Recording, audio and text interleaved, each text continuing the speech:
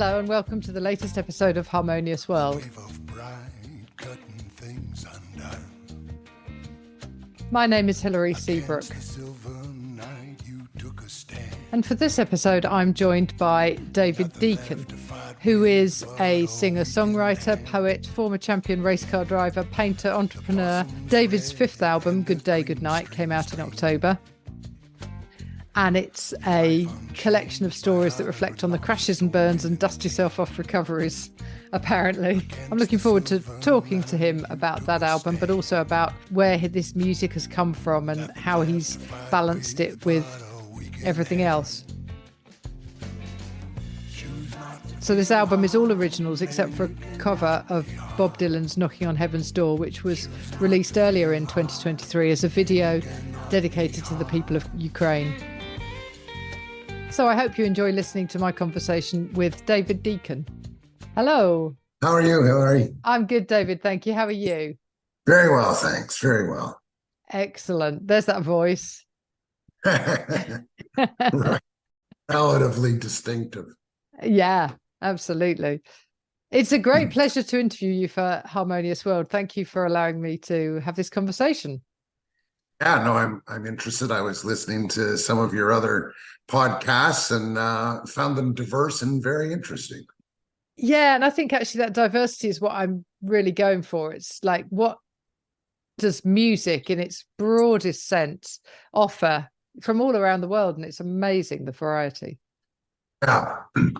Yeah, it's interesting. When I was growing up, there was so much more breadth at festivals and things like that. Like in Toronto, there was the Mariposa Folk Festival. But if you go to the most famous of all, Woodstock, there you had folk singers like Joni Mitchell and Joan Baez and Dylan, who was a folk singer at that time, with the heaviest rock at the time, et cetera, and the whole spectrum of sound, blues, roots, everything else. And I feel like that's really something that's been lost. That's sad, that there isn't that exposure. I have a 10-year-old daughter, and she's, got that broader exposure because of the music I listen to. And it doesn't stop you from enjoying the most popular, but it just gives you a better sense of where it all comes from. Yeah, and I also think it shows you, it introduces you to things that perhaps otherwise you might not listen to. Yes, yeah, 100%. Yeah.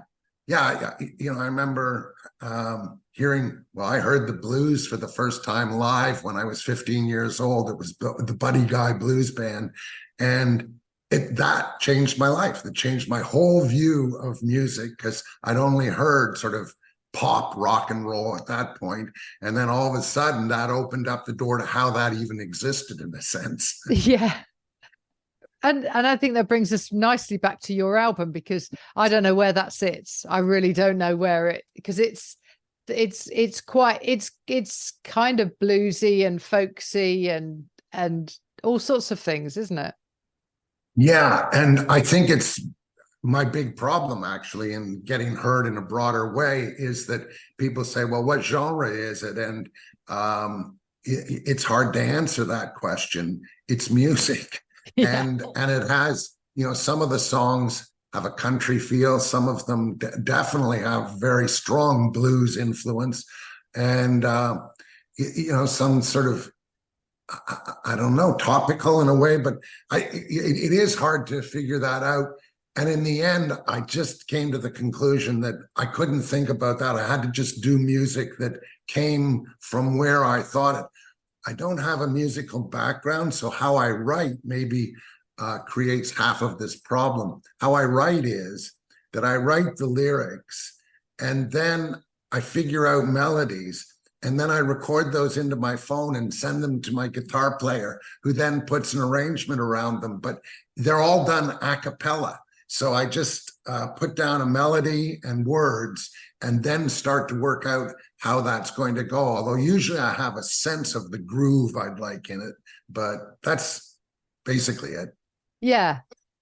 And it does come across as a very personal album. In a good way. well, that's good. What is it? As somebody said, I usually remember where quotes come from, but somebody said, write what you know about. And I think authenticity is a really important thing. And if you're writing about what you know about, then it's going to be authentic. Yeah. So I think that was Hemingway. I think it's been attributed to Hemingway, but who knows?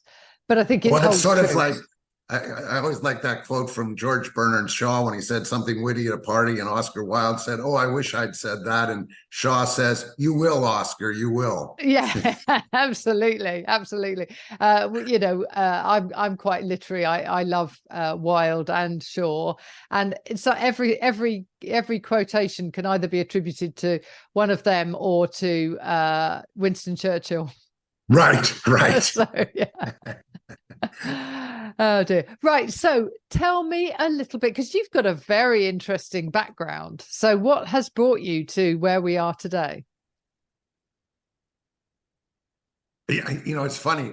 People have asked me that question, and I finally came up with the answer a little while ago, which is, I think at the heart of it, when I was 22, I had a really major motorcycle racing crash or practice for racing. Ended up in the hospital, about 10 hours of neurosurgery, plate in my head. My right leg has 5 breaks between the knee and the hip. My left leg had compound fracture in the lower part, broken jaw, etc. So there was not much that wasn't damaged. And it was touch and go. I was in a coma for a bit. It was touch and go whether I was going to live. When I came out of it and reflected on the whole thing, and I looked at my life, which had been pretty short at that point, I said, do you know, if I had died then, I wouldn't have regretted a single minute.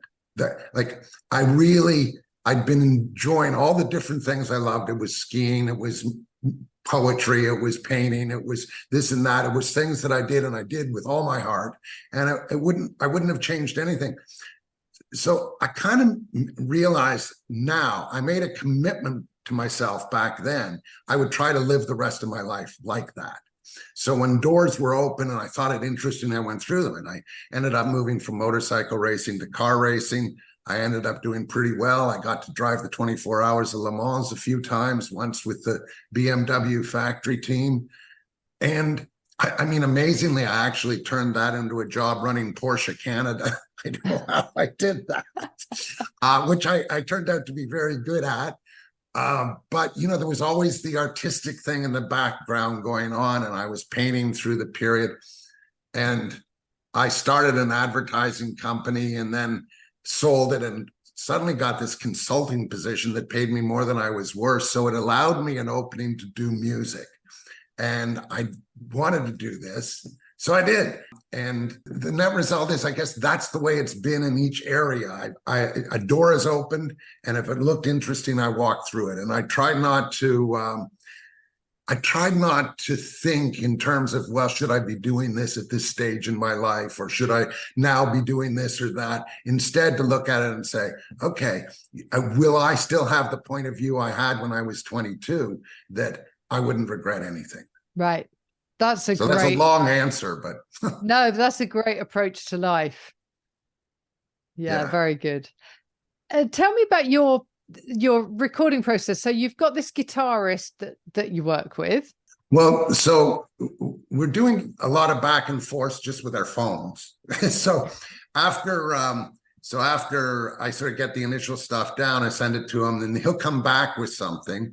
And the most important part of that will be, to me, sort of the groove, and whether, it's got a feel for where I think the words are. But after a few back and forths, it's like, okay, why don't you send that bed track then to the recording studio? And I work with Eddie Bullen on that, and Eddie takes that in, and then I go and sing over it. And then Andy he'll come in at the same time. He'll lay on the lead guitar tracks, etc. And then basically that's where we are. I mean, we usually get pretty close. I find that once we are in the studio, though, it does change some things. It changes some of the writing a little bit, the lyrics. There are things that start to feel a little differently when you're actually working with it. And so there is an organic part of that process in the studio as well. And then sometimes it's actually in the studio, you prove to yourself, oh, this isn't working, and you start all over again. Right. Yeah. Tell me about the process for And They All Sang Along, because I'd like to play a clip from that in the middle of this. And I really liked that. So where did that song come from? And then how did it get recorded? Well, that's a favorite story for me. Oh, because good. it's my 10-year-old daughter came into the room one time, and she said, Dad, I'd like you to write a song, and I'd like the chorus to be, and they all sang along. And I went, oh, beautiful idea that is, Blake. And started to play with that. And I thought, where am I going to go? Because, that evokes so many different thoughts, and they all sang along. There's a community of thought about that. It was in past tense, so it also is a reflective quality. And, the participation notion, the sense of not being alone, all of those things are embraced by that one line.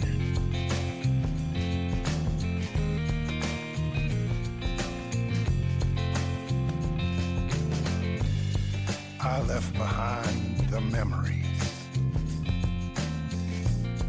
I left behind the dreams, frozen in my thoughts, like stitches in the seams. I didn't understand the tears as I drove out of sight. Now I'm thinking about them, an oasis in a desert night. I remember singing in the night, and they all sang along. I remember singing in the night, and they all sang along. And they all sang along. I kind of went back to, when I was 16 and leaving home and saying, okay, what was that? That was the major departure in a sense. And so what was that? What was before? What was after? How did I feel about it? And then, in the second verse, dealt with things that were more latter parts of my life, where departures were still, part of it, and also departures of people who had died, et cetera, as well. So, that's why at the very end, the still here, but also gone idea. And I guess my intent was to try and capture all of that without it becoming maudlin. And I feel like I did. Yeah, absolutely. It feels, like you say, sort of inclusive, which I think is really nice. And that sense of, those gigs you've been to where everybody does start singing along. Yeah. Yeah. It's great. For some of us, the campfires of youth, for, yeah, right on. Yeah. It's, all of those things means they evoke in you thoughts of other things, I think, is what it happens. It's like, why does that feel so important for people to participate? I think partly for them to express emotions about other things in their lives. Yeah, I think that's true. I think that is true. So what's next? What new doors are opening for you, David? Well, it'll be interesting to see what happens with this. I sort of had, reasonable success the first time around with music. I sold about 10,000 CDs, which as a privateer wasn't bad in Canada. It was sort of right on the brink of almost getting somewhere. Yeah. And so, I wondered in doing this again, whether maybe with the media access there is today and the potential on broad streaming platforms, that maybe the niche market that I can reach is actually a fairly large market if it's more international. So I'm hoping that'll happen. And if that happens, then it'll be back to doing some gigging and, festivals and concerts, etc. And I'd really enjoy doing that. But I know I'm not going to do it sort of the same way as I did the first time around, where I'm sleeping in flea-bitten hotels. And, the place is called the Do Drop Inn, and you have to change its name to the Don't Drop In. Yeah. I'm sort of, I'm not really wanting to do that again. So, we'll see. And I think part of my approach to things is not trying to have such a specific, clear, absolute goal. For example, when I started racing cars, I really never dreamed of racing at Le Mans, right? That wasn't in my horizon at all.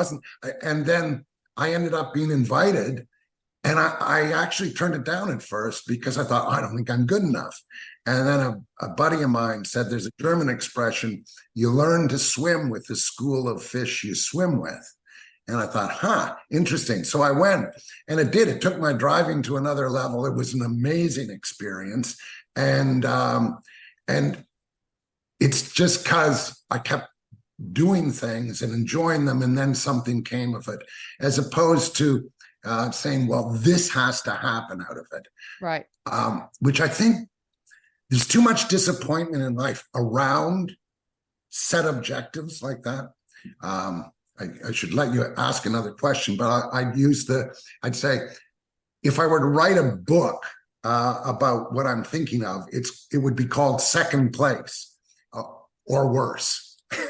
And that is, there are, millions and millions and millions of competitors in the world who never win, in all sorts of sports and all sorts of things, right?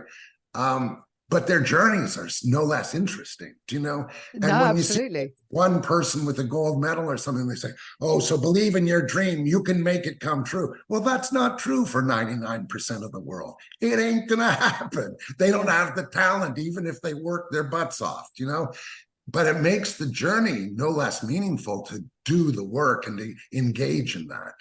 Yeah, that's very interesting. And that's all about being the other fish in the pool, isn't it? Yeah. You can't be the winner without having your fellow fish swimming in the pool. That's right. It's exactly right. And I can go on about that, but you clearly get the idea. And I think that's a really big part of how I look at my life, is just I'm engaged, and I have been in each thing I've done. And some of that has led to some successes, and some of it has just led to really interesting experiences or knowing really interesting people. That's fantastic. I think that's the perfect place to end, David. Thank you so much. That's been really, really interesting to talk to you. Thank you very much. I appreciate your time.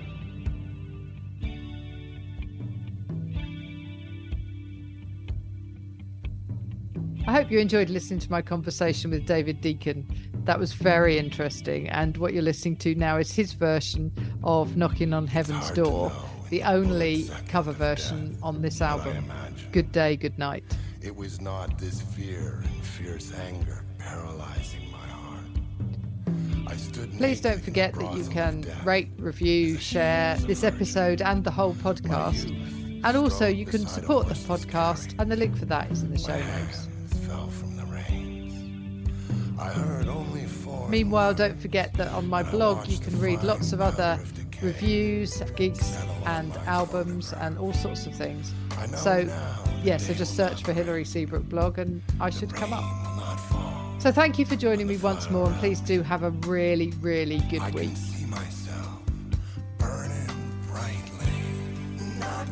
Knocking on heaven's door.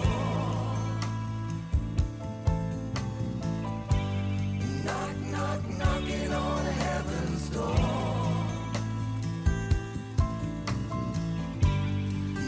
Knocking on heaven's door.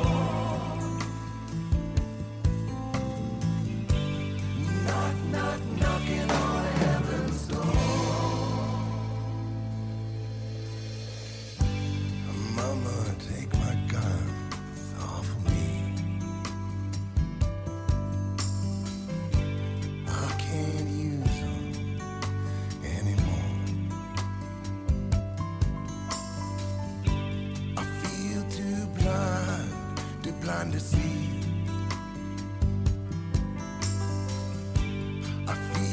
I'm knocking on heaven's door. Knock, knock, knocking on heaven's door. Knock, knock, knocking on heaven's door.